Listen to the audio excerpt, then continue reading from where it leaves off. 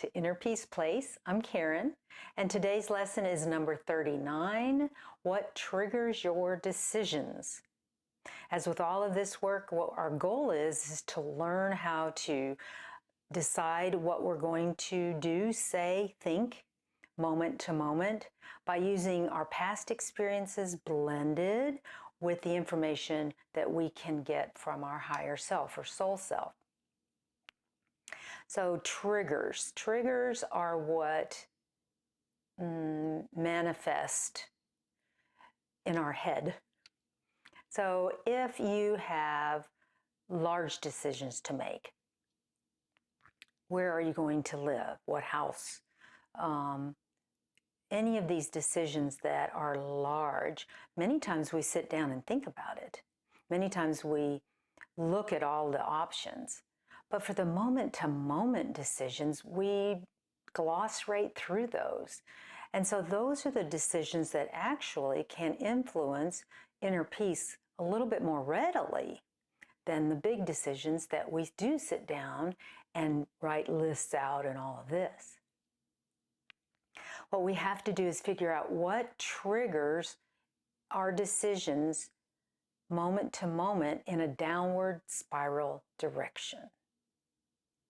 So is there something that happens? Is there a pattern in your life that when you're in these particular situations, or if you're talking to certain individuals, you fall back into habit of going after negative spiral energy or downward spiral energies?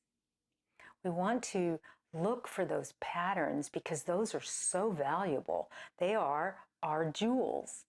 They're our teachers. And so if we only focus on the big decisions to make sure we get everything right, we can't really blend our decision making into the smaller ones, the talking points that we have with someone, or our ability to interact with that person that just rubs us the wrong way. We all have those people in our lives, and through this work, we're not going to run away from those people. We just want to think about what we're about to say.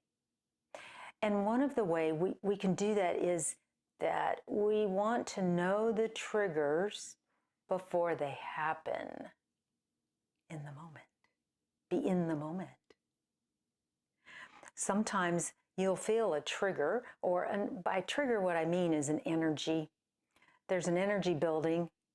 You're about to see this individual or do this activity, whatever it is, and you can just tell something's about to happen. So you want to learn what that awareness is.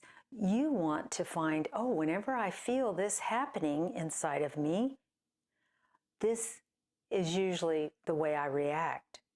And I don't like to react that way anymore. So you're making the choice. So step back when you first feel that feeling. Were you made aware somehow that things were about to go south? Did you know? Did a little piece of you know that you were going to engage in an activity, speech, thought, whatever, actions, that wasn't going to bring you joy later on after you thought about it? Most of us do have that awareness. And what you want to do is figure out what your communication is with those situations. In other words, if you did know you were about to get upset, as you learn to identify that feeling or that awareness, you can back down. You can rein in some of that energy before it explodes out of you. So I've had a recent situation that popped up. I knew that the situation was ripe for negative energies, downward spiral energies. I knew it. I knew in advance that it was. And yet I didn't stop and ask for guidance and or clarity. clarity tends to be really significant because what I do when I ask for clarity is I relax, I open up, and I try to see other viewpoints. In other words, other options on how to respond. And I didn't do that.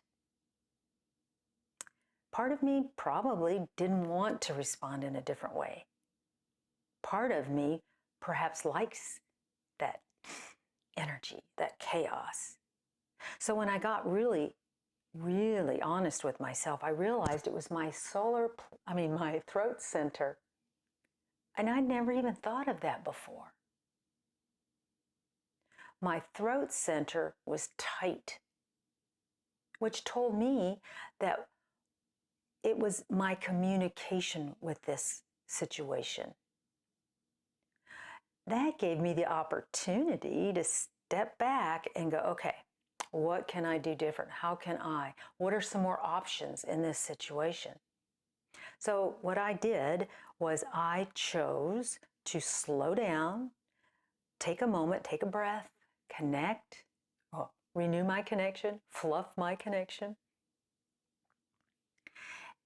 and choose to have different energy thoughts about the situation. Now, that isn't meaning that it's going to immediately shift for you. It didn't for me, but it did slow it down, and eventually that negative flow energy did dissipate. So in other words, I didn't get it all excited. I didn't play with it. I didn't analyze it to death, which is what we do. We have a conversation with somebody and we analyze it to death. We go, why? I should have said this, or they didn't need to say that. So in other words, we play with that downward spiral energy. Our ego and our personality self likes to do that. It's just a form of entertainment for it. And so what I did was I stopped that, found where it was in my physical form, expanded it, and asked for clarity. So the triggers are situations that throw us off balance.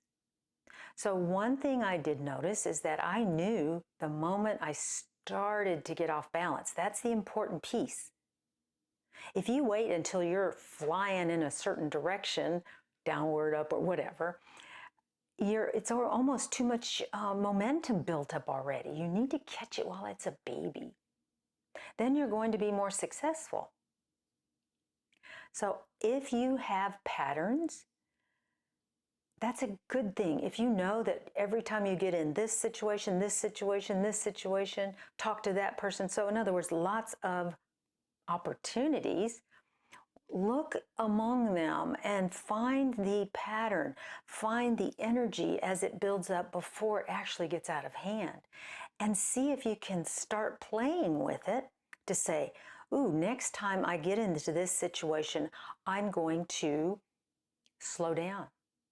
I'm going to expand. I'm going to take a breath. I'm going to renew my connection, whatever it is you choose to do.